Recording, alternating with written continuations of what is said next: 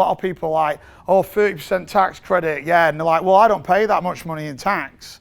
You can carry it over multiple years, but some people will be like, the shady salesman again is going to be like, yeah, don't worry about it, they're going to cut you a check, you know what I mean? And that's like a big upset as well, because with, you know, like something like the older generations and stuff like that don't pay tax and are retired and they, you know, don't have an income tax, you're telling them now that they're getting 30% back in a check from the government.